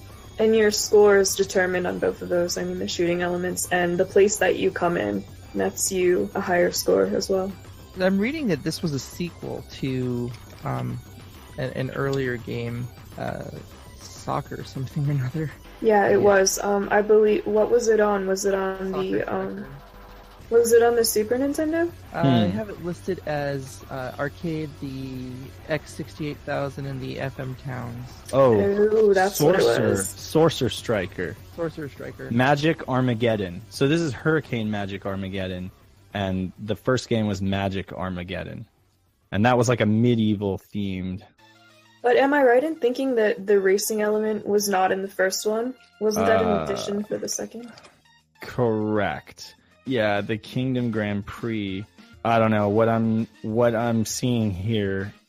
I'm not seeing anything to support that it has any racing element, but it was released on PlayStation 4 by M2, Oh, so that's cool. In Japan. Okay, that doesn't help us unless you got a VPN or Japanese firmware. I don't know. I gotcha. Well, let's get some final thoughts and wrap this up. I guess I can kind of see it, but it's really not that clear, and I think it'd be really hard to get that learning curve down. yeah, So I think it's I something definitely that's wouldn't neat in recommend it. concept, but not so much in practice. Yeah, I feel like Rising games are definitely a little more obtuse than like cave shooters. Cave shooters are pretty much blunt, to the point. But I mean, they're brutally punishing, but they're pretty straightforward. And I think Rising always tries to Rising, and even Psycho to a degree, tries to do kind of crazy things or try to be different, rather than just sticking to a formula that works. It's like every title they're trying to do something a little different. It doesn't always work out. All right. So now let's move on to our next game, which is, of course, my favorite one on this list, Twinkle Star Sprites. So I guess I'll introduce it. Originally released on the Neo Geo, and in my opinion, I think it's probably one of my favorite games on the Neo Geo. It is a competitive shoot 'em up, similar to Puyo Puyo in a way, if you think about it, in sort of a versus mode, where you're clearing the screen of enemies and you're trying to knock the other opponent out by throwing as much crap as you can on their side of the screen and trying to get rid of all their hearts and knocking them out of the game. That was 80K, right? 80K? Yeah. Yeah, 80K did the game. Yeah. Yeah, they were the developers of it. It got a lot of enhancements on the Saturn. Not only did it have the original arcade mode for the Neo Geo, but it also had the original mode with I think 3 more characters. It had a lot of cinematics, arranged music, and it even had a bonus disc with a bunch of art on it from, I guess, kids in Japan that submit their art. It's useless to us as Americans because we can't understand, or anybody that doesn't speak Japanese because we can't understand it, but it's a really interesting disc to go through and read. There's not really much of a story that's decipherable from the Japanese version of it. What I can gather is that I guess it's this one girl going after her evil doppelganger, and apparently her mother is in this other thing. She's that giant, busty nurse-looking girl. So it was a really interesting game. I really enjoyed it. I think it's a lot of fun, especially at cons, to bring it there because I've brought it there, and like that's probably the biggest reception I've gotten from a game is Twinkle Star Sprite. Oh hell yeah, the 2-player puzzle, and it just lends itself so well to a party game. And God, this game has like been released on so many different platforms: MVS, AES, Neo CD, Saturn, Dreamcast, PlayStation 2, Virtual Console, PlayStation Network, Windows. Yeah, and the cool thing about it, though, I think is my favorite, is that there's not really a bad version of it. No, yeah, I haven't actually played the Saturn version, but I have the Neo CD version. That's great, and I also have it on Virtual Console on my Wii, so that's cool. Yeah, Didn't know it was on Steam PlayStation too. Oh, it's on Steam as well. Yeah, online multiplayer with it too. Cool. The Saturn version is the only one I have played. Yeah, I think all of them kind of offer different features. I know that I personally wish that I would have played the Dreamcast version to talk about for this cast, because that one has English. I'm kind of like Dave. I appreciate the story elements in all games, not just shooters, but it's a bonus whenever they're in these kind of things. I wish that I would have played the Dreamcast version and gotten to know the story. Fleshes it out a little bit more. Exactly. I'm the same way. I played the Saturn and the Neo Geo version, and I really didn't get that story. I did really enjoy both of them, don't get me wrong, but it would have been nice to know what they're saying. I think one of my favorite things about the game that I joke around with is that there's actually a character that's illegal. Oh, she's like... As in, yeah, like it's like really, really bad loli. It's Yan Yan. She's basically just a mummy wrap, and it makes me very, very uneasy to play that character, even though it's a really great character to play as. Yeah, you were saying that. I remember on our new episode, you were talking about how great she was to play as, and I meant to go back and check that out, but I forgot. I kept being this other guy. There's like who is it? I don't know the names of these characters. That's the thing. But it's what's it look like? Is he the vampire-looking one? Yeah. Well, there's that, and then so Yan Yan's the one with like the little turnip head, right? No, Yan Yan's the mummy wrap. Oh, okay. I'm picking the vampire guy, and then the one with vegetable hair, like turnip. Like her hair kind of looks like a vegetable or something. Yeah, it's very strange character art. I enjoy them. The one with the cow looking one. I can't remember what her name was. She had the brown hair. Mm-hmm. And of course the main character. I really enjoyed all of them. They have different. They both have different attributes. One of them I like a lot is the cat, because he doesn't have any long range, but he's really fast, and a melee-esque one that was pretty good as well. So something that I thought was cool about this game is that you can take quite a few hits before you're knocked out. I mean, a lot of these other games that we've played for this cast are one-hit kills. I mean, if you take damage, then you're done. But with this, I thought it was pretty cool that you can take significant damage, and it's more about your opponent finding that combination to knock you out. Like, you don't take collision damage. Well, you do to an extent, but you can't be totally taken out by that. I liked that. I thought it was pretty unique. Yeah, and it gets to a point where there's so much stuff coming at you if they get the that little bonus ability. If you shoot the I think it's like a glowing orb or some sort, it just like makes everything really intense, and like just stuff coming at you left and right, and it gets so slow sometimes, like a little slideshow trying to play it. Mm-hmm. But I get so competitive with my friends, it's not even funny. Did you pick up the limited release soundtrack for this? I think Pony Canyon did. I didn't know that was a thing. Yeah. There was a limited release soundtrack. Let's see here, 1997, February 97. 1997. I'm sure you could probably download it. I'm sure it's like super expensive by now. I was reading 2017. No, it was 1997, so it would be hard to track down by this point. But yeah, I was kind of 10 at the time. Yeah, you were kind of like not even aware the game existed, but I didn't even know Sega Saturn existed. Or Neo Geo? You know what? I probably played it. I never had any conscious memory of it though. Like I said, I just play games at the arcade. Closing out, I would recommend picking it up. Did you guys have any other last thoughts on it? I did. I wanted to know if this game was the main influence for the Toho project, or are the two not related? Toho was, I think, a couple of years before that. Like, it was released on the PC 98, I believe, was one of the first releases. Oh yeah, Toho is, I guess for you guys that don't know, it's a huge shooter, and it's actually its own genre per se. Mm-hmm. It's not like bullet hell though, right? Technically it is. It's weird though. Yeah. Like, Toho, I would argue is bullet hell, but your hitboxes are smaller than you look, and there's a lot more empty spaces between all the bullets. I mean, they're not huge spaces, but they're easy for me at least. They're easier to find with your eyes. Isn't there like a huge like user community? Like, there is. Creates Toho games. Yeah, there's a guy that has a dedicated Toho setup that he goes to PortCon and Anime Boston up here. He brings like some 20-odd PCs, links them all together, and throws the game up on a projector so people can see it as they walk by. So I'm guessing is the main game. I heard that the main game the main controller is a keyboard and mouse, or just a keyboard. You can use a USB controller. Yeah, but I heard, I just found it interesting that the main go-to is a keyboard and not a fight stick. Yeah, you could use the keyboard if you so desire. That is also an option. But is that the main controller that they use? They recommend? Personally, I don't know off the top of my head. I just used a controller myself, a USB controller. Although I know many purists would prefer a joystick.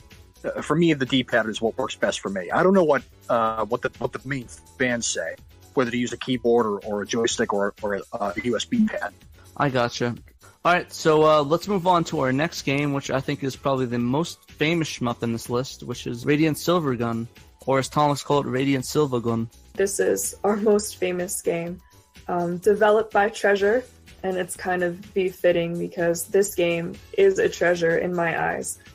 Every once in a while, we see a game released that kind of defies the genre that it's in.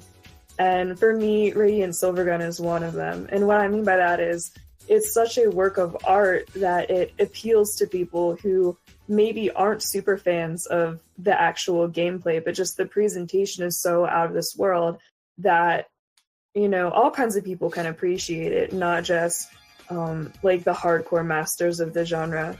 And I think this is totally the case with a game like Radiant Silvergun. Like I said, beautiful presentation.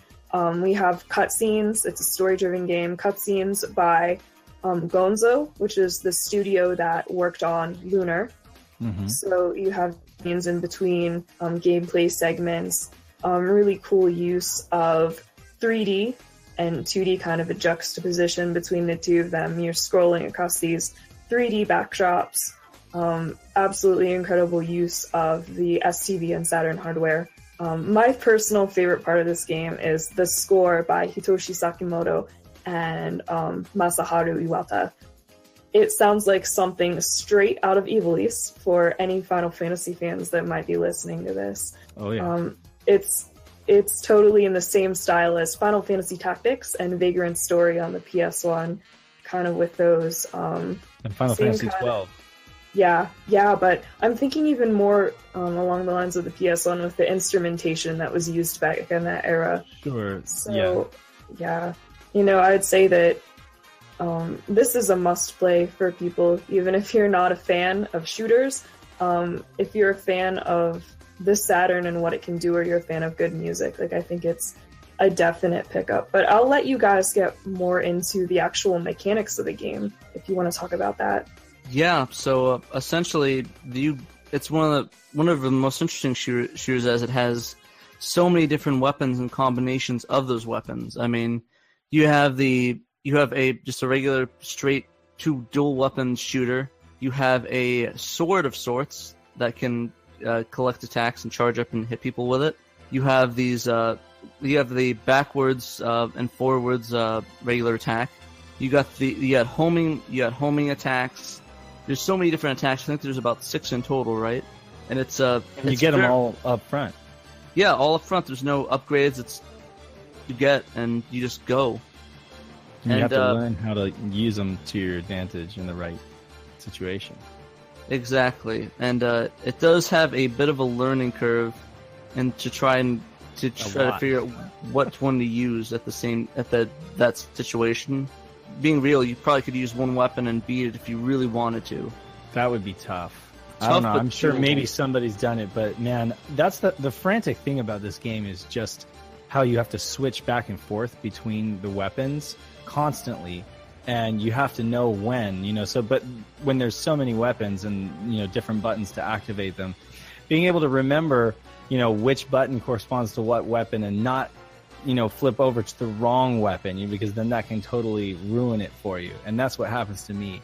I absolutely love this game, but I'm always finding that I forget, or I'll just press the wrong button, and I'm like, God damn it, I meant to switch over to a certain weapon, and then I switched to the wrong one, Yeah, this game certainly is not easy. During its development cycle, one of the biggest hang-ups for the studio Treasure was the difficulty. They produced this game and they got to the end of it and they were playtesting and realizing that they couldn't get through it.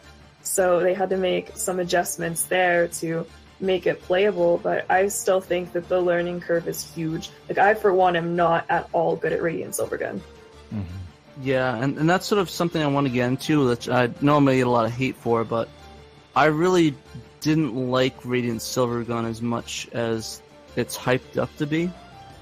I mean, don't get me wrong, it's a fine shooter, but it just violates what I think is a really good shooter, easy to learn and difficult to master. And I just think the weapons make it really needlessly complex when it could just be very simple, straightforward. And they actually remedied this with Ikaruga, which is a spiritual successor to it on the Dreamcast. And I think that game is really well done, as it has a very easy to learn gimmick. Mm-hmm. And it's just one attack, and it's very well done, very fun to play, and it just saddens me that I couldn't like Radiant Silvergun as much as everyone else has. I do think that Ikaruga is a refinement of Radiant Silvergun. I agree with you on that, Pat. I do think that in the mid-2000s, when a lot of Americans got their hands on this game and it started to be worshipped, that it kind of got rocketed up to like godlike status. And just the mere fact that there's so much hype surrounding it and there's so much praise heaped upon it, 10 years later, mid 2015, it's almost like the tables have flipped and it's become popular to hate the game now, or to like say, oh, it's not as good as people say it is. Well, I never really noticed that. No, and I'm not saying you're saying that. I'm agreeing with you that Ikaruga is like a refinement, but I will say it's still a damn good game, like people praised it for a reason. Treasure made really, really good games, and they made really hard games, to be honest with you. That was something you could never say Treasure made easy games, so I think they just liked making like really brutal games, but that had a lot of, style and substance. And that, just the entire production was just, an A+ effort, I think it's one of those games, though, that you have to spend a lot of time with, and you're really going to get your money's worth out of this game. Kind of bummed about is that it didn't have a Tate mode. That is a bummer. And it's weird, like, it wasn't on any of the versions I've played it, and I'm not sure if it even exists. It doesn't. So yeah, okay. And the STV version does, right? I mean, it is Tate. No, in the S. Oh, it's not. No, this game was always developed. Was never. Yeah, it was never meant for Tate. Oh, okay. Well, then you're at least viewing it in the standard resolution, the way that it was meant to be in the arcade. Yeah, and I think that's really interesting, and I like that. Okay, so I might make an enemy out of Claire when I put this in words together. Sorry, Claire. Just a fair heads up. What happened with Silvergun for me was, prior to playing it, I had first played Guardian Heroes, Gunstar Heroes, and then Cinnamon Punishment Star Successor on the Wii. And all of those games shared a similar play style that I really appreciated. Fast-paced scrolling, lots of action, bullets, things going on at the same time. Things that I really enjoyed all across the board between those 3 games. And Radiant Silvergun was going to be my 4th game that Treasure had made. So I said to myself, man, I can only imagine how much fun I'm going to have playing this game. It's going to have rockin' fast music. It's going to be blazing fast. It's going to have a killer point combo system. I'm going to be listening to the soundtrack in my car. It gets in my mail. I play it, and it was nothing that I asked for, or nothing that I hoped for, per se. What I ended up with, now this for those who don't like it, they may share this criticism with me. What ended up happening for me was, rather than playing what I hoped would be, a fast-paced, bumping soundtrack, bullet hell shooter, what I felt like I was playing more was a puzzle game with a Final Fantasy Tactics soundtrack. Rather than having power-ups and having all 7 weapons available to you, which is fine, the trouble I had with that was trying to figure out what weapons to use appropriately and when, which is what made it more of a puzzle game, having to think on the fly, saying, okay, this weapon doesn't work, so maybe if I try this one, oh, wait, look, I'm dead. So, of course, it's a matter of practice makes perfect, having to think on the fly and trying to remember what weapon you have to use and when. And for some folks, I can imagine actually why that would work for them. But for me, it did not work out that way. Probably because when I'm playing a bullet hell shooter, I'm not really thinking about what to do next within the next few seconds. I'm only in that moment. I'm in the millisecond, if not even the nanosecond of playing a shooter. The only thing I can think about is, okay, I got to move to the left, to the right, up, or down. I can keep firing or I can stop firing. This is a target. This is not a target. So the puzzle element of Radiant Silvergun just did not work for me the way it did for a lot of people. And while the combo system is still there, which other people also like, I didn't really pick up the hang of it either, in the sense that if I want to keep a combo going, I have to kill the same enemy of the same color, which made me raise the question, well, what happens if that same color stops showing up? Do I just lose the combo? I just have to drop it? And that was pretty much true in my book, at least as far as my experience goes and skill level with the game. And I'm sure Claire is not going to be happy when I say this, but listening to the soundtrack was it was very disappointing for me, on the grounds that I'm so accustomed and favorable to, again, soundtracks like Battle Garega, Thunder Force, Einhander. I'm sure there are other shooter games that have fast-paced adrenaline soundtracks, but instead I get a Final Fantasy Tactics soundtrack, and I'm like, what is this? This music doesn't work. Of course, that's a matter of opinion, but that's pretty much what happened with me. I expected one game, I got something else, and I bought an original Saturn copy prior to having even played it at all. So, Battle Garega, the shooter that made me fall in love with bullet hell shooters. Everyone has their own fandom as far as the one game that really clicks with them, or the one where they're just sold on from start to finish. Battle Garega. I don't know exactly what happened when I played it, but when I did, something just clicked. Everything from the scoring system to the scaling, the in-game scaling, from the soundtrack. Oh my God, that bass bumping soundtrack. Yeah, Manabu Namiki. Yeah, I learned his name because of that music. I'm like, wow, now these are boss themes. I've always been a fan of high energetic adrenaline music, like what you hear in Garega or Thunder Force or Einhander. I'm sure you've all played those. Mm-hmm. Yeah, those are my cup of tea when it comes to soundtracks. And Battle Garega just struck it home for me as far as the music goes. Loved that music, and particularly what also sold me on Garega, which is something you might not expect, but it was the sound effects. The sound effects of the game were, I found, as fitting as they were, they really jumped out at me, as far as when you blow up a boss, or when you die, or when things just go haywire, when things just blow up. Just everything about it, the presentation just sold me. Power up. Power up. Let the server up. Yeah, I Yeah, I'm gonna be honest about this game. I really wasn't feeling it. I'm not saying this trying to be hipster Patrick, but I couldn't get into it. It just felt, I mean, the music and stuff was good and all, and the sound effects, but it kind of played like any other shmup, but just kind of bland military shooter, just moving back. I can see why you'd feel that way. Yeah, I mean, initially. I didn't like it initially. I played it and I kind of see a bit with the soundtrack, but I just couldn't feel the hype, and I really wanted to. I don't like to be left out of things. It's just like... I felt the same way about Radiant Silvergun. The same thing happened to me, which is what happened to you with Battle Garega. So, maybe a different game, but I feel the pain there. Because I wanted to like that game too, but it didn't happen. Yeah, so I mean, it's a fine shmup, and it definitely works. It just... There's really nothing I found that was really special about it. I don't know if maybe you guys felt the same. What do you guys think? Well, I know, do you want me to keep going, or do you want someone else to speak? I want to hear anybody that wants to justify it. Well, I mean, it was a Toaplan. Was it Toaplan in the arcade, and then like Rising developed it for or were they the ones?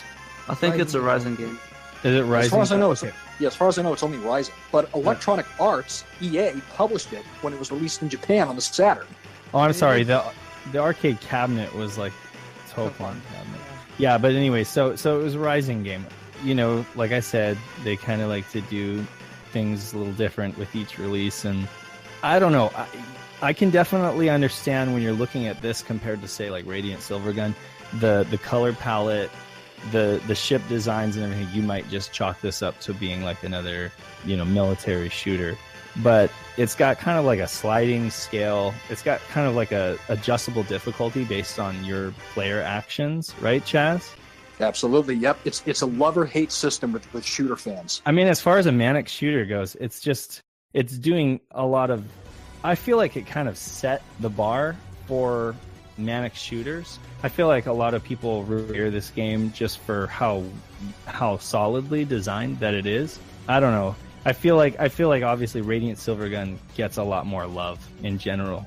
Well, I mean, I kind of disagree. I've seen like an equal amount of love. It's right up there with it. Like, I'm in a bunch of shmup groups, and it's like, oh, Battle Garega, Radiant Silvergun, Ikaruga, and it's like those three are really big. But I've heard nothing but good about Battle Garega, and I just couldn't really figure out why. Gotcha. Yeah, that's why I was having a hard time finding the words for what I love about it so much. For me, it was an emotional connection. The connection for me wasn't just, wow, this is fun to play. Like, I gained an emotional attachment to it. One that was not by my choice. It just clicked. It just happened. God, I wish that were me. But you didn't you didn't really click with Radiant Silvergun or Battle Garega. Yeah, you're it's a huge just ridiculous. Ikaruga fan, but and you love... So what's your favorite shooter on the Saturn? Twinkle Star Sprite. That's hard. Twinkle Star Sprite, or I would have to say Batsugun. Okay, those are terrific shooters. Yeah, Batsugun is amazing. Did we want to go with do we want to talk about the adjustable difficulty? Did we want to go into that more? Please. Yeah, essentially what happens is when you first start the game up, there's a minimal difficulty and then there's a maximum difficulty. You can also adjust the difficulty in the options menu from very easy to very hard. But when you first start the game up, it starts at the bottom, and as you progress, the difficulty scale goes up a little bit, and a little bit. And that all depends on what you do or don't do while you're playing. From shots that you make, from power-ups, to how long you haven't lost a life yet. So each time you kill yourself, the difficulty drops down again. But slowly but surely, as you're playing, the difficulty creeps back up and up and up again. That's also why when you kill yourself, it's a kamikaze attack. You can wipe out bullets and smaller enemies when you do that, and you can even damage the boss that way, which is what makes it a love-or-hate system. You can pull the difficulty down if you know what you're doing, but as you're playing again, it starts creeping back up and up and up. It's like a tug-of-war match. Interesting. I never realized that before. That's what Garega does, which is why some people love it and some people just hate it. And I can understand. In fact, when I first finished the game, I loved and hated it. I loved it for how fun it was, but then I hated it for how the difficulty was messing with me. Yeah, so it's definitely really an interesting concept, but all in all, would you guys really recommend this? I mean, I'd recommend it, but I wouldn't really expect much out of it. It's really expensive though, right? Yeah, it's like 200 plus. It's stupid expensive. If you get it on the Saturn, it's really expensive. It's currently $32 on Xbox One. Oh, okay. And that's the M2 version, right? Okay, so do I think people should play it? Yes. And for $30, I mean, if you're a big shooter fan, it's probably one. That, or I mean, we endorse burning copies and checking things out. Yeah, I'm fine with that too. And I think, as a shooter fan, you're looking to pick up shooters on the Saturn. You should check it out and decide for yourself. It could be very much like a Chaz thing where it just clicks. But please God, don't buy it just because you hear about it. It's one of those games where you gotta play it to know before you buy it. I actually made that mistake with Radiant Silvergun. I bought an original Saturn copy before having played it. Ooh, wow. Really? Yep. I bought it before having played it. Okay, cool. Well, I mean, I'm sure you turned it over for a profit, right? No, I still have it. Oh, you still held on to it. Okay, well, then consider it an investment. I'm sure it's worth more now than it was when you bought it. Yeah, I think I paid like $150 for it. Oh, yeah. Jeez. Yeah, so... Alright, so... Well, it's fine, but no reg. Yeah, I'm in the middle about that. You both recommend it? Oh, I love it to death. I recommend it as a play. I think folks should try it. Yeah, play it first, burn it, get a cheap copy first. Don't really invest in it unless you know for sure that you're going to love it. It's called one of the greats, but try it first before you drop the money on a Saturn copy if you really want it.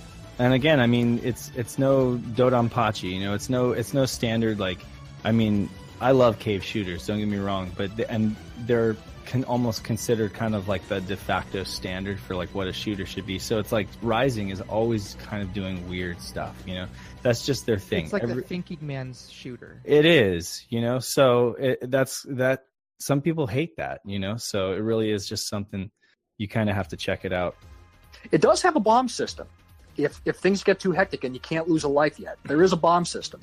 I think though, like, and I should rephrase that as like the thinking person's shooter. But I think one of the things I've noticed with Rising games, and let's get out on the table. I am terrible at shooters in general. The concepts that were coming in were a lot more psychological. Like you had to not only maintain your eyes on everything that's on the screen, how many lives you had. But you also had to start thinking like, did I do too many shots? Do I have too many lives? Have I lived too long? Can I get away? So the idea of having more than just your pick up and play, shoot a couple of planes, and then, be done with it, 5 minutes of gameplay, doesn't really exist with these if you actually want to get good. Mm-hmm. Agreed. Yeah, and if you have the if you have the Xbox One version, you can actually... They actually will show you the difficulty scale. So you can see where it is all the time, when it goes up, when it goes down. If you play an original Saturn copy or if you play the arcade version, it's a hidden stat. The best way to measure what the difficulty may be is the bullet count. All right, cool. So that takes care of our main topics, but let's get the elephant in the room out of the way real quick. We've mentioned games like Batsugan and Dodonpachi and other shooters, cave shooters that didn't get mentioned. There are a ton of them. We're going to get, a lot of people commenting, like, why didn't we talk about this one? Or why didn't we talk about that one? And here's what happened. And we're going to give you a little bit of an insight about one of our casts, right? As a group, we decided to talk about which ones we found interesting. And we all put in votes. I had like an allotment of votes. And out of all the vertical shooters that we had listed, including Batsugan and such, these are the ones that got the most votes in our group that we wanted to talk about first. We do have ideas and plans about continuing on in this series, and talking more about vertical shmups. If your favorite wasn't mentioned so far, I'm sure it will. Yeah, so we talked about 8 games tonight. It's kind of a lot to digest, so I want to ask all of you guys, if you had to pick one of these to strongly recommend to someone, one that you would definitely want people to play over others, what would it be for each of you? That's great. We still looking for your engagement and your feedback at contact@SEGASaturnShiro.com. That one's a toughie because there's a lot of good ones on the list. I guess if I had to pick one, it would be Twinkle Star Sprite, just because I think It has a great single-player mode, and the competitiveness of the multiplayer will keep you going at it with your buddies, and hopefully you're not punching them, but, things get rowdy when you game. Yeah, that's definitely a solid contender. So are you going with that one too, Chaz? Well, I think everybody knows what I'm picking. It's Garega. Yeah, definitely. For me, it would be Radiant Silvergun. Again, not really big into shooters, but that one and Einhander, which you had mentioned, Chaz, really stole my heart, so I'd choose that one. Kenichiro Fukui, rock on. Hey, that doesn't count. That was never released on Saturn. No, yeah, it is a PlayStation shooter, but it's still a darn good one. I can't disagree. What about you, Kay? This one's tough for me because I'm terrible at all of them, and I would say out of the list that we actually talked about, there's one that's super interesting. There, from a technical standpoint, there's one that's super interesting from my collection standpoint, and there are two that I think are gorgeous. So I've got four I could pick from. I think both Battle Garega and Radiant Silvergun are, pinnacles of the Saturn's prowess at, being able to display sprites and, giving great imagery. They look fantastic. If I were to pick one over the other, I would probably go with Radiant myself. I enjoy that game so much. I actually bought it on the 360 as well. But I'm not good at it. I don't think I've ever made it past the second level. Oh, I haven't either. And I don't mean to put up false pretenses in that regard, but I think it's something that is worth experiencing in one way or another, be it through watching someone else play the game, who's a little bit more competent. That's actually what I did. Or, just popping that soundtrack into your CD player. I think the same can be said for a lot of these games. If you're not really into the actual gameplay, there might be other aspects that you can enjoy. Game-wise, I got burned on it, so lesson learned, end of story. Wow, that's pretty brutal. Yeah, it was a brutal experience on my end, but life is full of lessons, some good, some bad. That one was pretty tough on my end. If I had played it first, having to, rather than just straight up buying it, it wouldn't have burned so bad. But I wasn't smart about it. So that was my hard-learned lesson. All right. Well, I guess that about wraps up, guys. So I guess from everyone here, goodbye, and you must play Sega Saturn.